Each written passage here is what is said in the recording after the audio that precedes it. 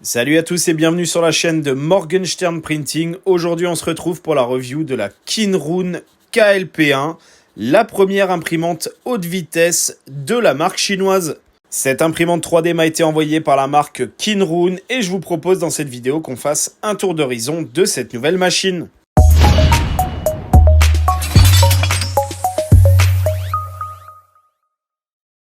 Cette Kinroon KLP1 est une imprimante filaire Core XY avec une vitesse maximale de 500 mm par seconde et une vitesse d'accélération maximale de 10 000 mm par seconde au carré. Même si en termes de vitesse, la marque elle préconise de tourner à 250-300 mm par seconde pour un résultat optimal. On va regarder le reste de la construction de cette machine. Sur le flanc droit de la machine, rien de particulier. À l'arrière, par contre, on a le porte-bobine, le capteur de fin de filament et le bouton d'allumage. Sur le côté gauche, on a un port Ethernet, deux ports USB et un USB 3 pour une caméra. Et sur l'avant de la machine, on a ce petit logo lumineux Kinroon KLP1 et cet écran 3,5 pouces. Et franchement, je la trouve plutôt stylée, ça fait vraiment un style un peu Matrix avec ce vert et ce noir. Donc un design plutôt réussi pour cette petite machine de chez Kinroon. Et enfin, en plus de cette porte située à l'avant, vous avez également une petite porte sur le dessus de la machine pour regarder dans l'imprimante.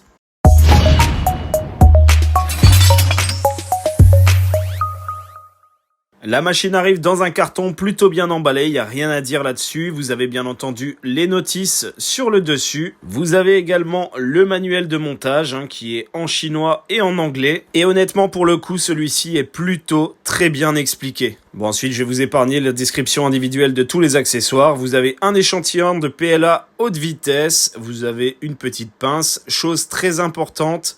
Vous avez un stylet pour pouvoir manipuler l'écran tactile. Mais on y reviendra après dans la vidéo. Bien entendu, vous avez toujours pléthore d'accessoires, que ce soit de la graisse, de la visserie, des petits outillages, comme toutes les imprimantes 3D, le cordon d'alimentation, que je trouve un petit peu court, et enfin, le tube PTFE qui se montera sur la machine jusqu'à l'extrudeur. À l'intérieur est bien protégé, vous aurez la porte de la machine qu'il va falloir assembler, bien entendu. Et c'est le cas également pour les parois latérales et la porte du dessus. Après, vous pouvez vraiment pas vous tromper parce que la notice est vraiment bien foutue pour l'assemblage de la machine. Honnêtement, il faut le noter parce que c'est vraiment top. Après une petite demi-heure de montage, voilà à quoi ressemble la machine. Honnêtement, la construction est très solide. L'imprimante est déjà prémontée à hauteur de 90%. Bien entendu, il faudra monter les portillons à l'avant et sur le dessus. Par contre, ce qui est cool, c'est que toute l'électronique est déjà branchée dans la machine. Vous aurez juste à enlever les 3 vis de transport pour bloquer le plateau et la tête d'impression. À l'intérieur, vous avez un plateau PEI double texturé, donc de chaque côté du plateau. Le plateau, bien entendu, est aimanté sur le support du plateau.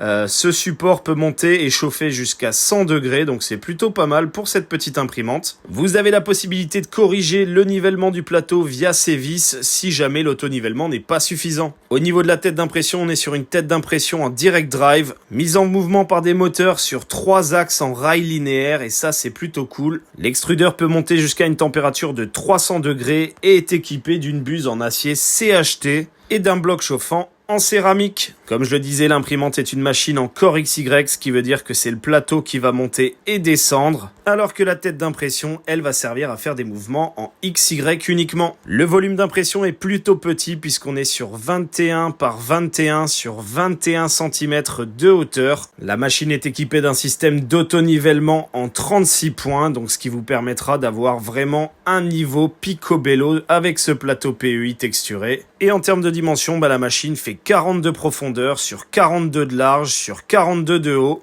À l'arrière, comme je le disais, vous avez le porte-bobine et également le détecteur de fin de filament. L'écran tactile de 3,5 pouces est plutôt fluide et plutôt agréable avec ses couleurs. Par contre, si vous l'utilisez sans stylet, vous allez galérer. Tout en sachant qu'au bout de 2 jours, j'avais déjà perdu le mien, donc je me suis mis à utiliser un petit crayon, mais ça fait parfaitement le taf. Si vous avez l'habitude d'une imprimante 3D, vous ne serez pas dépaysé par l'interface. Par contre, si vous êtes totalement débutant, c'est vrai que ce n'est pas forcément l'interface la plus intuitive.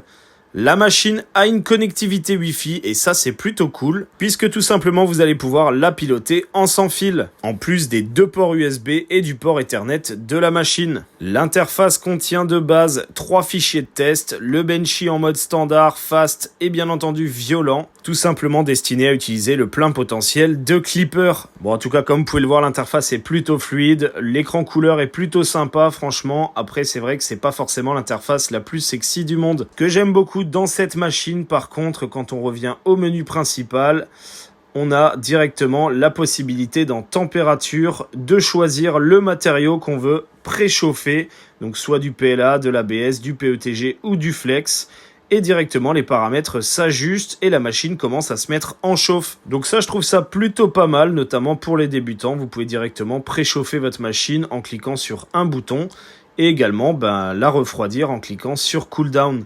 Vous avez les températures qui s'affichent sur ce petit graphique en bas. Les 2 portes de la machine, que ça soit celle à l'avant ou bien entendu celle qui est située sur le dessus, sont aimantées. Donc derrière, malgré les vibrations de cette machine en pleine vitesse, il n'y a pas de souci d'ouverture de portillon. Par contre, petit point négatif avec le capot supérieur, quand on l'ouvre totalement, il vient reposer sur la bobine à l'arrière et du coup ça génère du frottement et donc des défauts d'impression. Alors il n'y a rien de dramatique là-dedans, mais c'est vrai que la première fois je me suis posé des questions pour mes échecs d'impression. La bobine n'est pas forcément bien placée puisque comme vous pouvez voir, derrière il y a un coude qui se fait au niveau du capteur de fin de filament. L'idéal serait tout simplement que la bobine soit située un peu plus bas pour avoir un angle moins prononcé d'entrée dans le capteur de fin de filament, ce qui réglerait également au passage le problème du capot supérieur. Le fait de retourner la bobine dans l'autre sens ne réglerait pas le problème puisque vous voyez dans l'autre sens vous auriez exactement le même coude au niveau de l'entrée du capteur de fin de filament. En sortie de ce capteur de fin de filament vous avez ce long PTFE que moi je vous conseille de couper parce qu'il n'y a aucune raison qu'il soit aussi long. Ce dernier bien entendu rejoint l'extrudeur donc en direct drive et si jamais votre filament ne passe pas du premier coup sachez que vous avez ce petit levier pour aider à l'entrée. Bon maintenant je vous propose de regarder ce que cette machine a dans le ventre en termes d'impression.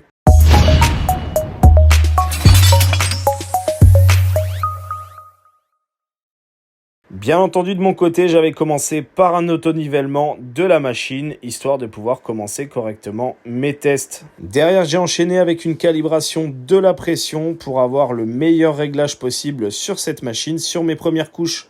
Bon, ensuite, bien entendu, j'ai enchaîné avec des Benchy, histoire de voir si ma calibration était OK et si j'avais des réglages à réaliser sur mon imprimante. Donc là, par exemple, on est sur la vitesse standard du Benchy, puisqu'il existe 3 modes sur cette machine, standard, fast et violent. Sur le Benchy en mode fast, on voit qu'on accélère très légèrement par rapport au mode standard et je vais vous montrer maintenant le mode violent. Honnêtement, c'est le mode qui m'a le plus choqué sur le Benchy puisque comme vous pouvez voir, la tête d'impression tourne quand même à blinde. Moi, personnellement, je suis débutant dans les imprimantes filaires haute vitesse.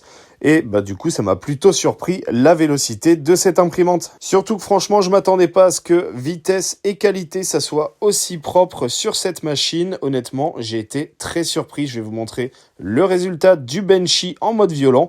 Et franchement, il est pas si dégueulasse que ça. Du coup, j'ai un peu ajusté mes réglages et j'ai enchaîné avec ce petit Goopix d'Alola de Noël designé par Crazy One. Et honnêtement, franchement, je suis plutôt surpris par la qualité de cette impression. Donc voilà, bien entendu, il y a quelques petits défauts, des corrections à faire au niveau des réglages. Comme vous pouvez le voir sur les surplombs, il y a des petits réglages. Au niveau du dessus, on voit qu'il y a également des petits manques de matière, donc il y a 2-3 réglages à faire sur cette machine. Mais sachant que là, je suis quasiment en paramètres d'usine, honnêtement, je suis plutôt surpris par la qualité de l'impression de ce modèle. Et également par le fait que l'imprimante m'a sorti ce modèle en 5h24. Du coup, juste pour vous montrer les différences de temps en standard, vous voyez le petit Benchy. Alors là, je l'ai imprimé en blanc.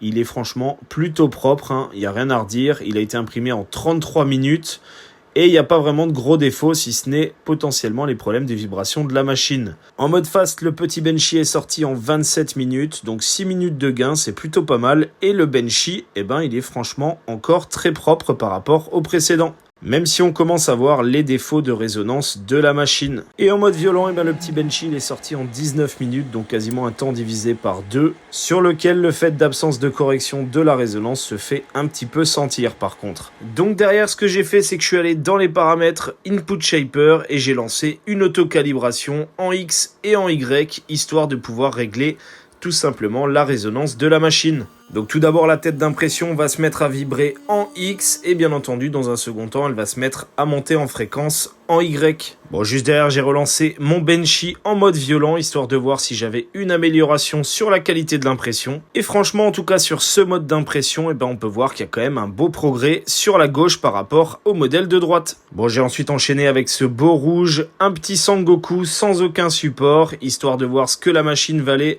en haute vitesse, sans support, et surtout sur un modèle un peu plus compliqué que le Pokémon que j'avais imprimé précédemment. Et encore une fois, plutôt bluffé par le résultat de cette petite Kinrun KLP1. Et surtout que pour ce coup-ci, l'impression est sortie en moins de 4 heures, donc franchement, très surpris de la vitesse d'impression de ce modèle, qui est quand même plutôt grand. Bien entendu, j'ai encore 2-3 réglages à affiner sur ce modèle, puisque comme vous pouvez le voir sur les surplombs avec les angles les plus critiques, on a un petit peu des démarcations de lignes. Mais honnêtement, je trouve que cette petite Kinrun, elle s'est plutôt bien démerdée pour cette impression. Bon, ensuite, pour ceux qui me suivent sur mes autres réseaux sociaux, vous avez sûrement dû voir le fait que j'ai imprimé cet emporte-pièce Maman j'ai raté l'avion, histoire de vous montrer une première couche. Franchement, le dos est très très propre. Et enfin, pour terminer, je me suis fait ce modèle de Noël avec un peu de string art, histoire de voir ce que la machine valait en haute vitesse avec une impression un peu technique. Et donc franchement, pas mal cette petite impression de ce gyroscope.